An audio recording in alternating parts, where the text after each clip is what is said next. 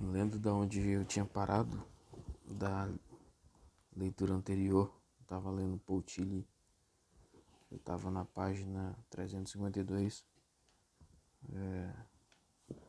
acerca da existência e a pergunta por Cristo. Eu estava lendo Alienação Individual e Coletiva. Eu ia ler essa parte aqui. Até agora, nossa descrição da alienação se limitou exclusivamente à pessoa individual, à sua liberdade e destino. A sua culpa é possível reconciliação, mas alguns acontecimentos recentes, protagonizados às vezes por toda uma nação, tornaram urgente a questão da culpa coletiva. Ela nunca esteve completamente ausente da consciência humana, pois sempre houve indivíduos, classes e movimentos no poder que atentaram contra a natureza essencial do ser humano e provocaram a destruição do grupo ao qual pertenciam. O judaísmo e o cristianismo enfatizaram a culpa pessoal do indivíduo, mas não puderam fechar os olhos diante de questões como o sofrimento de filhos por causa de pecado dos pais, a condenação social dos descendentes pessoalmente inocentes de pais moralmente condenados não deixou de existir na era cristã, e nos últimos anos nações inteiras foram moralmente condenadas pelas atrocidades perpetradas por seus governantes e por muitos indivíduos que foram coagidos ao crime por seus governantes. Exigiu-se uma confissão de culpa da nação toda, inclusive das pessoas que se opuseram ao grupo governante e sofreram por causa de sua resistência. Esse último ponto nos mostra que existe uma diferença fundamental entre uma pessoa e um grupo social. Em contraste com o indivíduo centrado a quem chamamos de pessoa, o grupo social não possui um centro natural de decisão. Um grupo social é uma estrutura de poder, e em toda estrutura de poder, alguns indivíduos determinam as ações de todos os indivíduos que integram o grupo. Por conseguinte, sempre existe um conflito potencial, um real dentro do grupo, mesmo que resulte na ação solidária do grupo como um todo. Um grupo social como tal não está alienado nem reconciliado.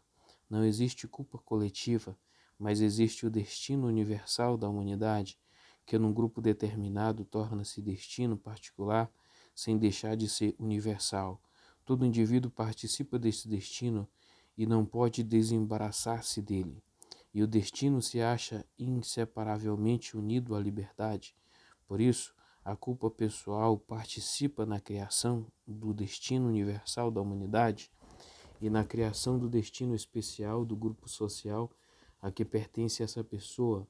O indivíduo não é culpado pelos crimes cometidos por membros de seu grupo se ele mesmo não os cometeu. Os cidadãos não são culpados pelos crimes cometidos em sua cidade, mas são culpados como participantes do destino do ser humano como um todo e do destino de sua cidade em particular, pois seus atos nos quais a liberdade estava unida ao destino contribuíram para formar o destino do qual participam. Eles são culpados não de cometer os crimes de que seu grupo é acusado, mas de contribuir para o destino em que aconteceram esses crimes. Nesse sentido indireto, até mesmo as vítimas da tirania numa nação são culpadas dessa tirania, mas também o são os súditos de outras nações e da humanidade como um todo, pois o destino de cair sob o poder de uma tirania, mesmo de uma tirania criminosa, forma parte do destino universal do ser humano de estar alienado daquilo que ele é essencialmente. Se aceitas estas considerações, impediriam as nações vitoriosas de explorar sua vitória em nome de uma pretensa culpa coletiva da nação derrotada. E todos os cidadãos da nação derrotada, ainda que tenham sofrido em consequência de sua oposição aos crimes cometidos por ela, seriam obrigados a aceitar parte da responsabilidade pelo destino de sua nação. Todos eles, talvez de forma inconsciente e involuntária, mas mesmo assim responsável, ajudaram a preparar ou a manter ou a agravar as condições que levaram aos crimes efetivamente perpetrados. Letra D, a autodestruição existencial e a doutrina do mal. Número 1, a perda do eu e a perda do mundo no estado de alienação. O ser humano, juntamente com o seu mundo, encontra-se no estado de alienação existencial, em descrença, híbris e concupiscência. Cada uma das expressões do estado alienado contradiz o ser essencial do ser humano, sua potencialidade para o bem. Contradiz a estrutura criada tanto do ser humano quanto de seu mundo e da interdependência de ambos. E a autocontradição acarreta a autodestruição. Os elementos do ser essencial que se movem uns contra os outros tendem a aniquilar-se mutuamente e a aniquilar a totalidade a que pertencem. Sob as condições da alienação existencial, a destruição não é causada por alguma força externa, não é obra de interferências divinas ou demoníacas especiais, mas representa a consequência da própria estrutura de alienação. Pode-se descrever essa estrutura com um termo aparentemente paradoxal, estrutura de destruição, indicando o fato de que a destruição não tem uma posição independente no conjunto da realidade, mas depende da estrutura daquilo no qual e sobre o qual atua destrutivamente. Aqui, como em todos os âmbitos do ser, o não ser depende do ser, o negativo do positivo, a morte da vida. Portanto, até mesmo a destruição possui estruturas. Ela tende ao caos, mas enquanto não se alcança o caos, a destruição deve seguir as estruturas da totalidade, e se o caos é alcançado, desaparecem tanto a estrutura quanto a destruição. Como mostramos anteriormente, a estrutura básica do ser finito é a polaridade de eu e mundo. Só no ser humano essa polaridade se encontra plenamente realizada. Só o ser humano tem um eu completamente centrado em um universo estruturado ao qual pertence e ao qual, ao mesmo tempo, é capaz de contemplar.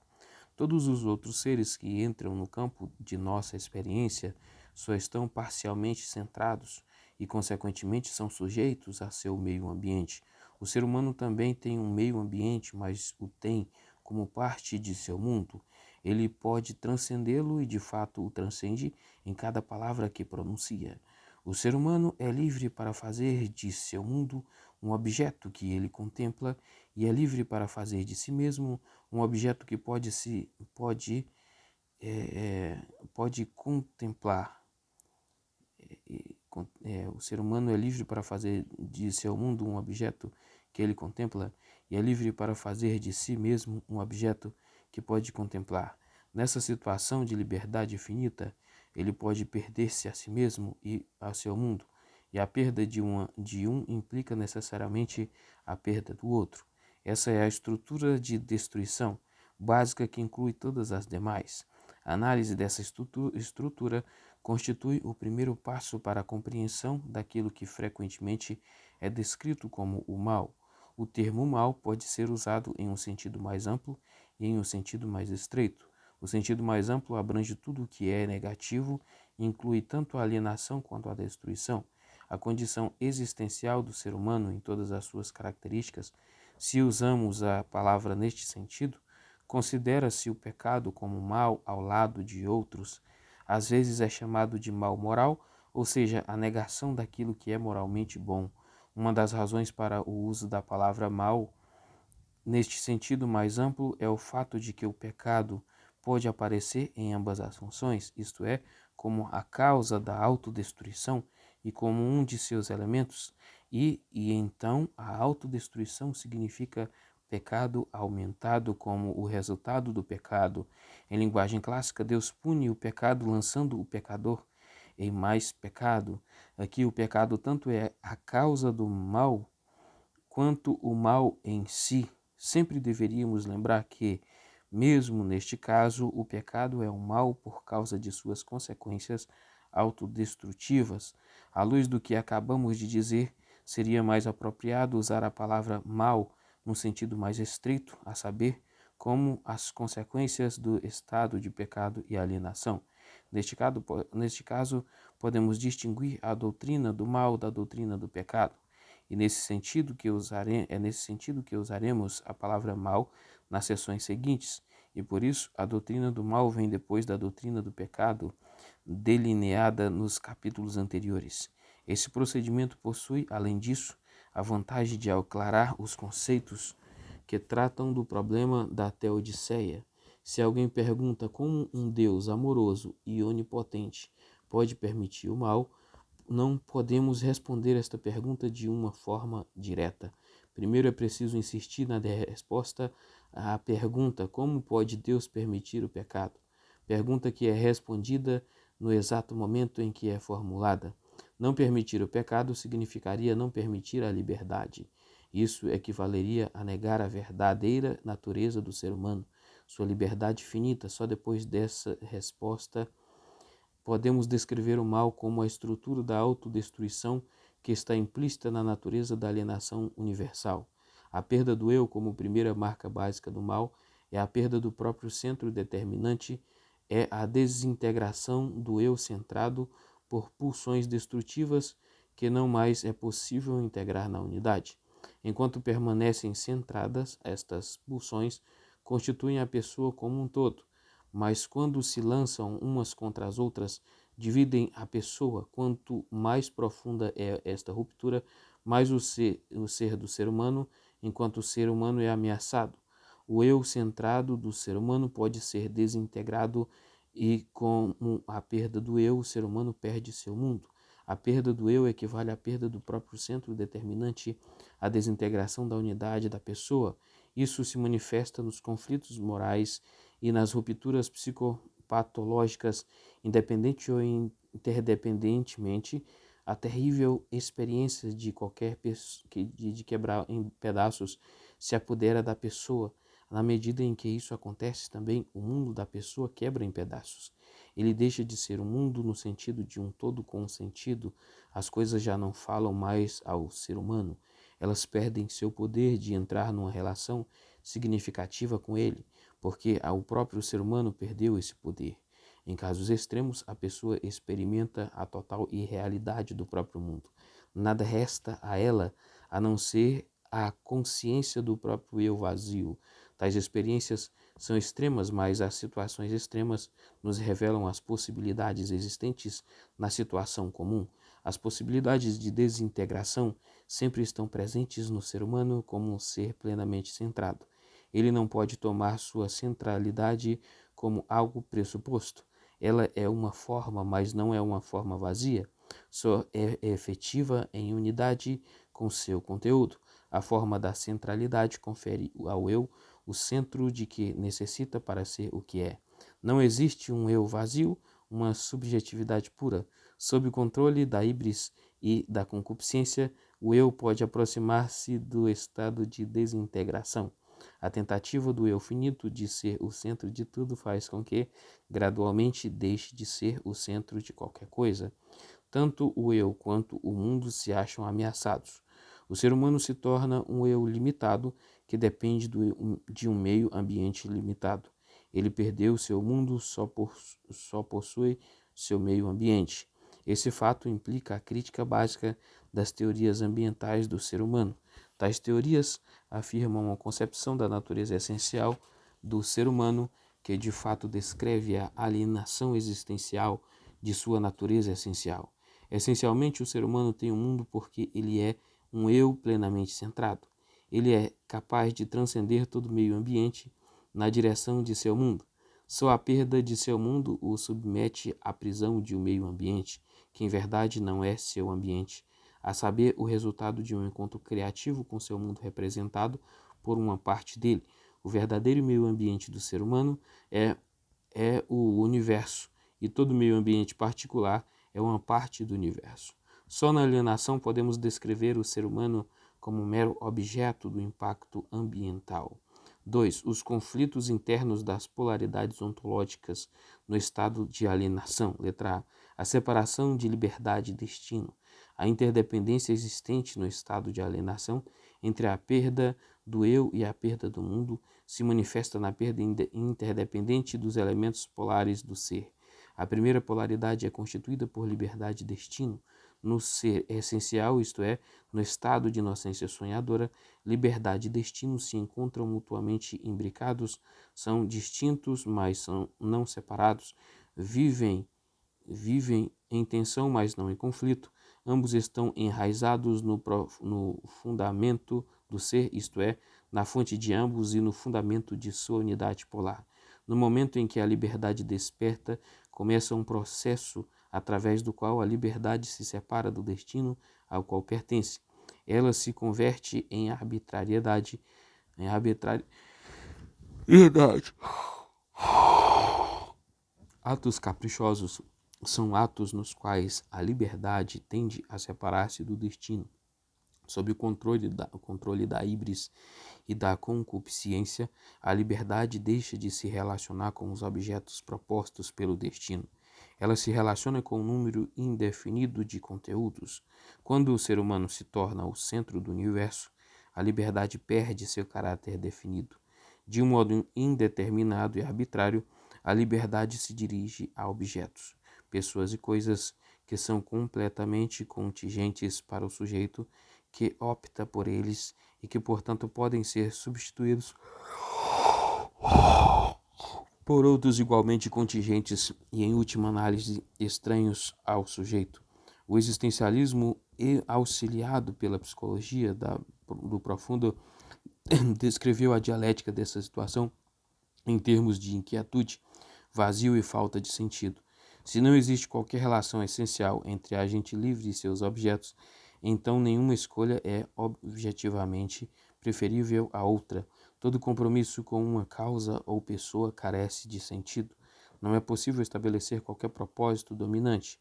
Não se percebem ou não se consideram as indicações provenientes do próprio destino. Essa é certamente a descrição de uma situação extrema, mas em seu radicalismo, ela nos pode revelar uma tendência básica do estado de alienação universal. Na medida em que a liberdade se deforma e se converte em arbitrariedade, também o destino sofre uma distorção e se torna necessidade mecânica. Se a liberdade do ser humano não é dirigida pelo destino, ou se não é mais do que uma série de atos contingentes e arbitrários, cai sob o controle de forças que se dirigem umas contra as outras e então desprovidas de um centro de decisão. O que parece ser livre mostra-se então condicionado por compulsões internas e causas externas. Partes do eu se apoderam do centro e o determinam sem estarem unidas às outras partes.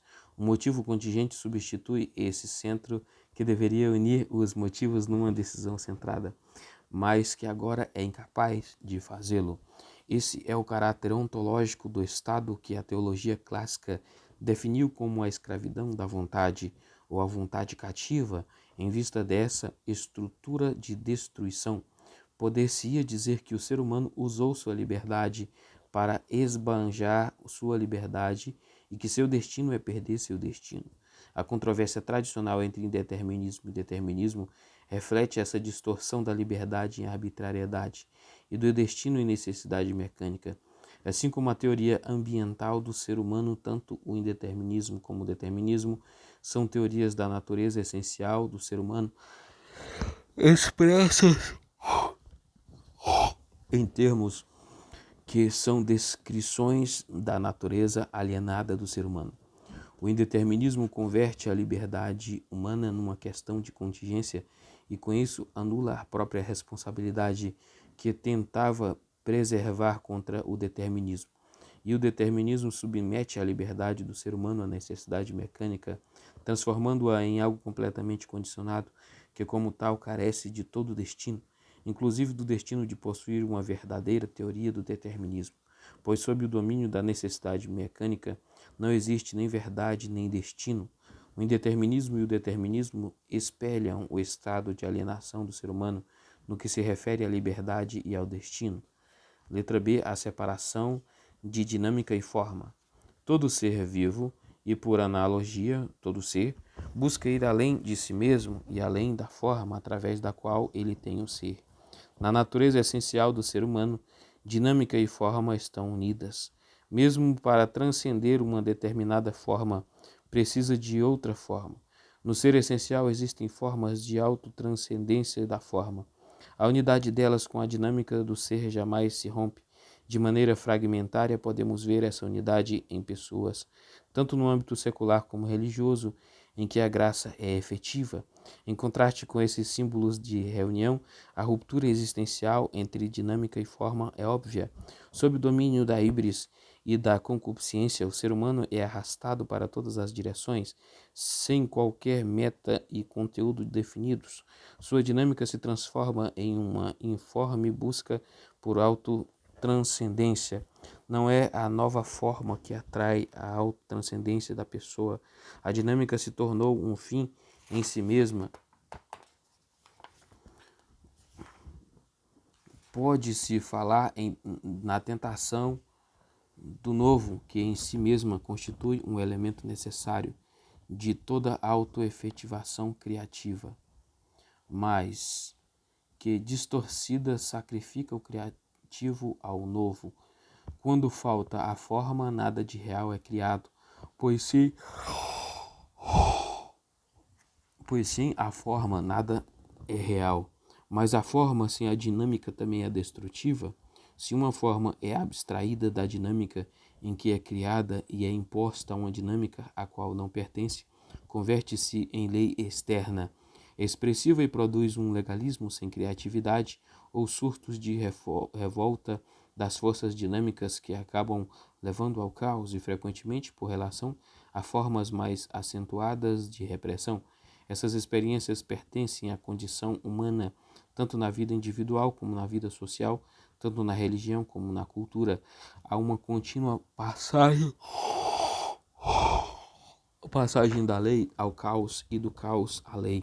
Existe uma quebra contínua da vitalidade pela forma e da forma pela vitalidade.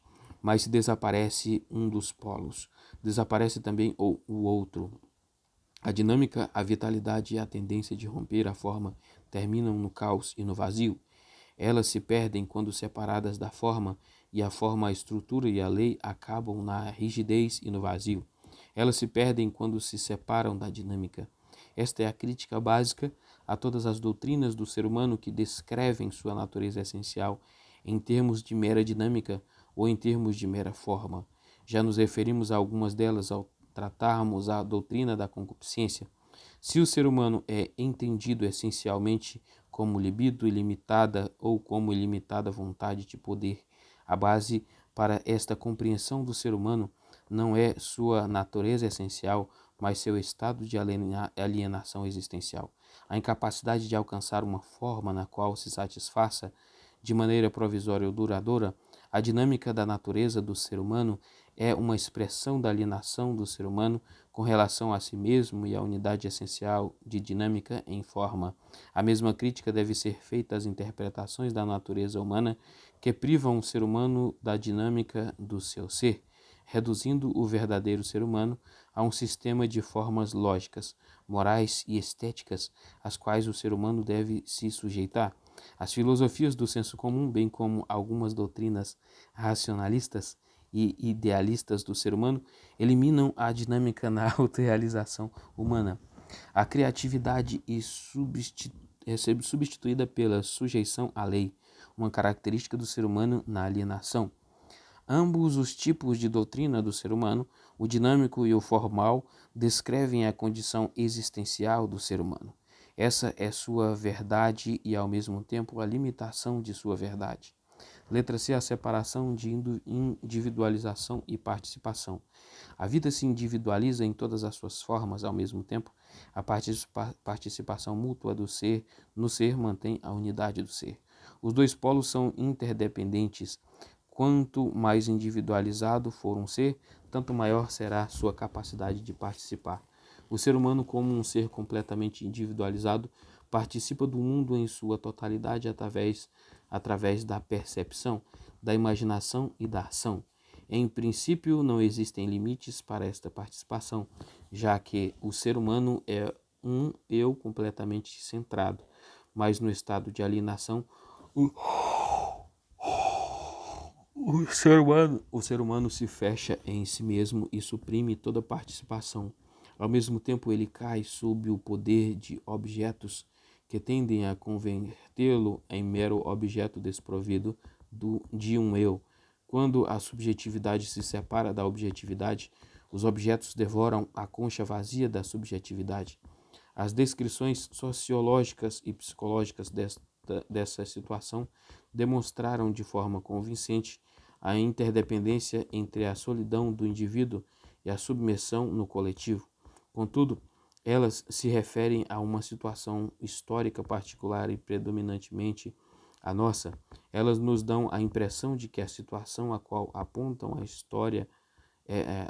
histórica e sociologicamente condicionada e se alteraria fundamentalmente com a mudança das condições. A teologia deve se unir ao existencialismo para mostrar o caráter universalmente humano da solidão em interdependência com submissão no coletivo. É verdade que situações peculiares revelam com mais nitidez elementos especiais que integram a situação existencial do ser humano. Elas os revelam, mas não os criam. O perigo de despersonalização ou objetivação, tornar-se um objeto, é mais evidente na sociedade industrial ocidental, mas em todas as sociedades existem perigos da mesma índole, pois a separação de individuação e participação é uma marca do estado geral de alienação.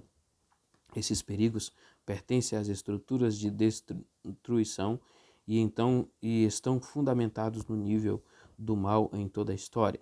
Essa situação se reflete também naquelas doutrinas do ser humano que pretendem descrever sua natureza essencial, mas só nos oferecem uma explanação verdadeira da alienação do ser humano. A subjetividade isolada aparece nas epistemologias idealistas que reduzem o ser humano ao sujeito cognitivo, ens cogitans que percebe, analisa e controla a realidade. O ato de conhecer é privado de qualquer participação do sujeito integral no objeto integral. Nenhum eros move o sujeito em sua apreensão do objeto, nem o objeto em sua entrega ao sujeito. Em alguns níveis de abstração, isso é necessário, mas quando determina a abordagem cognitiva como um todo, constitui um sintoma de alienação, e já que o ser humano é uma parte de seu mundo, ele mesmo se converte em um mero objeto entre objetos. Ele se torna uma parte de um todo fisicamente calculável, tornando-se assim ele mesmo um objeto completamente calculável. É isso que ocorre quando se explica o nível psicológico do ser humano, fisiológica e quimicamente, ou quando ele é definido em termos de mecanismos psicológicos independentes. Em ambos os casos, realiza-se uma objetivação teórica que pode ser usada e de fato é usada para tratar os seres humanos na prática como se fossem meros objetos. A situação de alienação se refere tanto na atitude teórica quanto na atitude prática que considera o ser humano como um mero objeto. Ambas são estruturas de autodestruição, isto é, fontes básicas do mal. Número 3, finitude e alienação. Letra A, morte, finitude e culpa. Alienado do poder último de ser, o ser humano é determinado por sua finitude. Ele se acha abandonado à sua sina natural. Ele vem do nada e deve voltar ao nada. Encontra-se sob o domínio da morte e é acossado pela angústia de ter que morrer. Essa é, na verdade, a primeira resposta à questão da relação entre pecado e morte. Os autores bíblicos sabem que o ser humano é mortal por natureza. A imortalidade como qualidade natural do ser humano não é uma doutrina cristã, embora seja possivelmente doutrina platônica, mas até mesmo Platão colocou um ponto de interrogação nos argumentos a favor da imortalidade da alma que Sócrates desenvolve nos últimos diálogos antes de sua morte. Certamente a natureza da vida eterna que ele atribui à alma apresenta pouca semelhança com as crenças populares que muitos cristãos professam acerca da vida no além. Platão nos fala da participação da alma no âmbito eterno das essências e ideias, de sua queda e de seu possível retorno a esse âmbito, que não é absolutamente um âmbito no sentido temporal ou espacial. No relato bíblico do paraíso, nos é oferecida uma interpretação totalmente distinta da relação entre queda e morte. Os símbolos bíblicos se afastam ainda mais da imagem popular da imortalidade. Segundo o relato do Gênesis, o ser humano vem do pó e retorna ao pó. Ele só é imortal quando lhe é permitido comer da árvore da vida, a árvore portadora do fruto divino ou fruto da vida eterna. O simbolismo é óbvio. A participação no eterno torna eterno o ser humano. A separação do eterno abandona o ser humano à sua finitude natural. Fiéis a essas ideias, os primeiros pais da igreja chamaram o alimento sacramental da ceia do Senhor de remédio da imortalidade, e a igreja oriental focaliza a mensagem central de Cristo na ressurreição, considerando-a o momento em que a vida é oferecida àqueles que, do contrário, estão abandonados à sua mortalidade natural. Na alienação, o ser humano está abandonado à sua natureza finita e tem que morrer. O pecado não produz morte, mas confere à morte um poder que só é vencido pela participação no eterno. A ideia de que a queda alterou fisicamente a estrutura celular ou psicológica do ser humano e da natureza é absurda e não tem base bíblica. Quando o ser humano está abandonado a seu ter que morrer, a angústia essencialmente diante do não ser se transforma em horror à morte. A angústia do não ser está presente em tudo aquilo que é finito. Ela é consciente ou inconscientemente efetiva na totalidade do processo vital, como o bater incessante do coração, embora nem sempre o percebamos. Ela é própria tanto do estado potencial da inocência sonhadora como da provada e decidida unidade com Deus, representada na imagem de Jesus como o Cristo.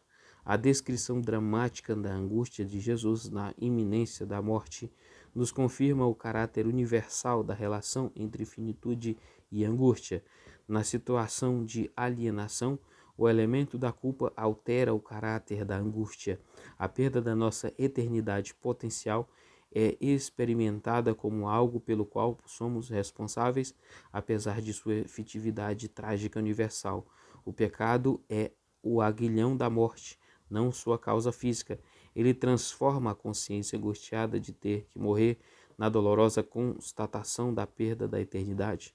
Por esse motivo, a angústia de ter que morrer pode estar unida ao desejo de desfazer-se de si mesmo.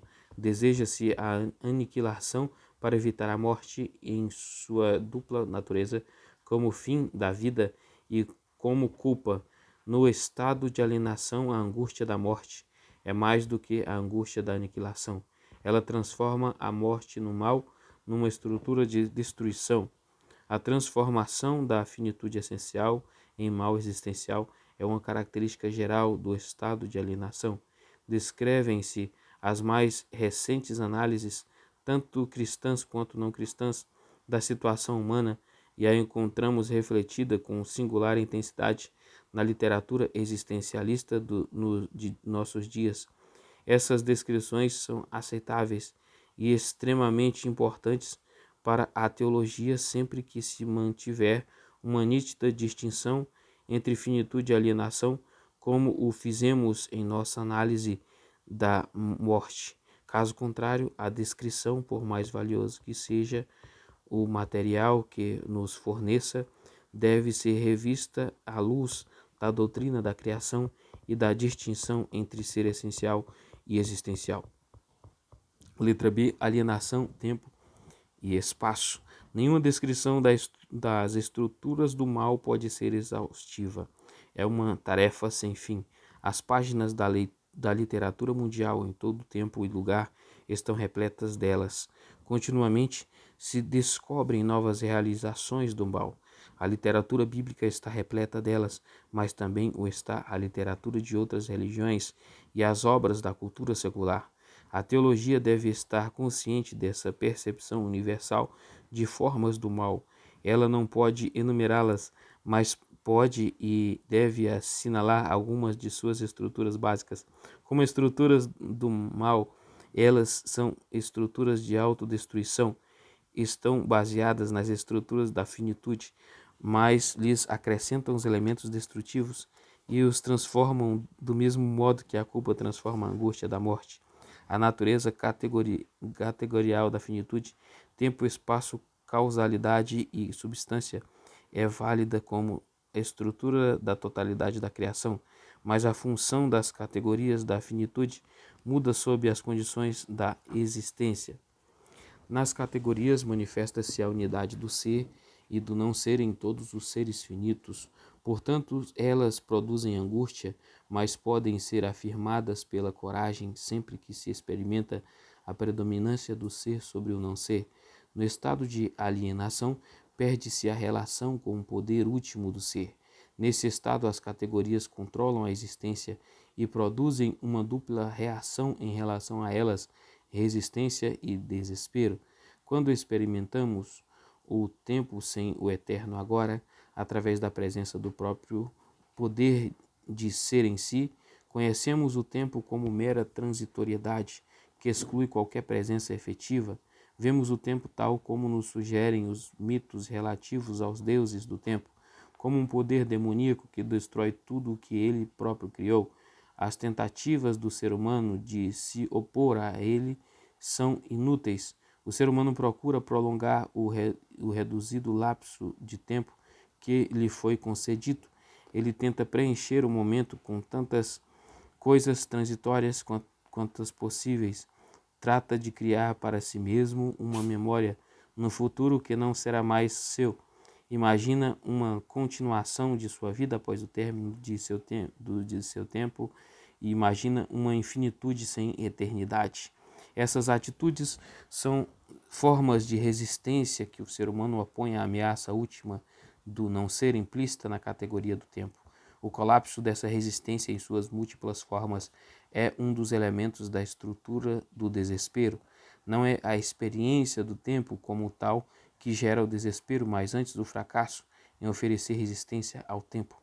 Em si mesma, essa resistência brota da pertença essencial do ser humano ao eterno, de sua exclusão do eterno no estado de alienação e do seu desejo de transformar os momentos fugazes de seu tempo numa presença duradoura. A indisposição existencial do ser humano em aceitar sua temporalidade faz com que o tempo se converta para ele numa estrutura demoníaca de destruição. Quando experimentamos o espaço sem o eterno aqui, como a presença do próprio poder de ser, conhecemos o espaço como uma contingência espacial. O ser humano não possui um lugar ao qual pertença essencialmente. O ser humano é um joguete de poderes divino-demoníacos, Heráclito que demoníacos, entre parênteses, Heráclito, que desconsideram qualquer relação intrínseca da pessoa com o lugar físico, sociológico ou psicológico em que se encontra. O ser humano tenta resistir a esta situação. Em um sentido absoluto, tenta fazer com que um lugar definido seja seu próprio. Em todo o anseio por uma morada final está presente esse desejo, mas o ser humano não tem êxito. Ele continua sendo um peregrino sobre a terra e finalmente seu lugar não o conhece mais. Jó. Esse também é o resultado. Se tenta tornar seus o maior número possível de espaços por meio de um imperialismo real ou imaginário. Ele substitui então a dimensão do eterno aqui para a dimensão do aqui universal. Tenta resistir à contiguidade espacial implícita em sua finitude, mas é derrotado e lançado ao desespero de um desarraigamento último. Poderíamos fazer observações semelhantes sobre outras categorias, por exemplo, sobre a tentativa do ser humano no sentido de converter-se em uma causa absoluta contraposta a cadeia sem fim de causas em que ele é uma causa entre outras, sobre sua pretensão de atribuir-se uma substância absoluta frente à fugacidade tanto da substância como dos acidentes. Essas tentativas são expressões da consciência que o ser humano tem sua infinitude potencial, mas elas necessariamente fracassam se forem feitas sem a presença do fundamento de toda dependência causal e de toda alteração ocidental. Sem o próprio poder de ser, o ser humano não pode resistir ao elemento do não ser, que integra tanto a causalidade quanto a substância, e seu fracasso em resistir constitui outro elemento da estrutura do desespero. Letra C. Alienação, sofrimento e solidão. Os conflitos nas polaridades ontológicas e a transformação das categorias da finitude sobre as condições da alienação acarretam consequências em todas as direções para a condição humana. Vamos falar aqui de dois importantes exemplos dessas consequências: sofrimento e solidão. O primeiro diz respeito ao ser humano em si, o segundo ao ser humano em sua relação com os outros. Não podemos separá-los, eles são interdependentes, embora possam ser distinguidos um do outro. O sofrimento, bem como a morte, é um elemento da finitude. No estado da inocência sonhadora, o sofrimento não é eliminado, mas transformado em beatitude. Sob as condições da existência, o ser humano é isolado dessa bem-aventurança e o sofrimento domina de forma destrutiva. O sofrimento se converte numa estrutura de destruição, num mal. Para compreender o cristianismo e as grandes religiões orientais, especialmente o budismo, é fundamental distinguir o sofrimento como elemento da finitude essencial e o sofrimento como elemento da alienação existencial. Quando não se estabelece essa distinção, como no budismo, a finitude e o mal se tornam idênticos. A salvação se torna a salvação da finitude do sofrimento que ela acarreta. Não é como no cristianismo, salvação da alienação que transforma o sofrimento numa estrutura de destruição. A interpretação budista do sofrimento é correta na medida em que deriva o sofrimento da vontade do ser. Portanto, o sofrimento é superado pela autonegação do desejo da vontade de ser algo particular. O cristianismo exige que se aceite com coragem última o sofrimento como elemento da finitude e, portanto, que se vença o sofrimento que depende da alienação existencial e é mera destruição. O cristianismo sabe que essa vitória sobre o sofrimento destrutivo só é parcialmente possível no tempo e no espaço, mas que se lute ou que não se lute para alcançar esta vitória fragmentária constitui toda a diferença entre as culturas ocidental e oriental, como nos mostra a simples comparação entre ambas. Isto altera a valoração do indivíduo, da personalidade, da comunidade e da história. De fato, isso determinou o destino histórico da humanidade. A distinção entre o sofrimento como expressão da finitude e o sofrimento como resultado da alienação é válida, mesmo que nunca possamos afirmá-la concretamente por causa da ambiguidade que caracteriza a vida como vida. Mas podemos falar do tipo de sofrimento em que podemos perceber um sentido, em contraste, por exemplo, com o sofrimento que carece de sentido. O sofrimento tem sentido na medida em que reclama proteção e cura no ser que é atado pela dor. Ele pode mostrar os limites e as potencialidades de um ser vivo. Se o sofrimento desempenha ou não essa função, depende certamente do caráter objetivo do sofrimento, mas depende também da forma como é suportado pelo sujeito que sofre. Existem formas de sofrimento que destroem no sujeito a possibilidade de atuar como sujeito, como acontece nos casos de destruição psicótica, de condições externas desumanizantes ou de uma diminuição radical da resistência corporal. A existência está repleta de exemplos em que o ser humano sofredor não pode perceber qualquer sentido no sofrimento. Tal situação, sem dúvida, não está implícita no ser essencial. Ela está baseada na transição da essência à existência e nos conflitos que acarreta a autoefetivação do ser em seu encontro com os seres, essa situação está implícita na existência. Uma das causas do sofrimento que carece de sentido, sem dúvida, a principal é a solidão do ser individual, seu desejo de superá-la mediante a união com outros seres e a hostilidade que resulta da rejeição desse desejo. Aqui, de novo, é preciso distinguir entre estruturas essenciais e existenciais da solidão. Todo ser vivo está estruturalmente centrado. O ser humano tem um eu completamente centrado. Essa centralidade separa o ser humano do conjunto da realidade que não se identifica com ele. O ser humano está só em seu mundo e tanto mais quanto mais consciente está de si mesmo como tal. Por outro lado, sua completa centralidade o capacita a participar ilimitadamente de seu mundo, e o amor, como o poder dinâmico da vida, o impele a tal participação. No estado de ser essencial, a participação é limitada pela finitude, mas não é impedida pela rejeição. A estrutura da finitude é boa em si mesma, mas sob as condições da alienação se converte numa estrutura de destruição. Na finitude essencial, o ser só é uma expressão de completa centralidade do ser humano e poderia ser chamado de solitude. É a condição para estabelecer a relação com o outro. Só quem é capaz de solitude é capaz de comunhão, pois na solitude o ser humano experimenta a dimensão do último, o verdadeiro fundamento da comunhão entre aqueles que estão sós. Na alienação essencial, o ser humano está cercado das dimensões do último e é deixado só em solidão. Em solidão, contudo, é intolerável e impede o ser humano a um tipo de participação em que ele submete seu eu solitário ao coletivo.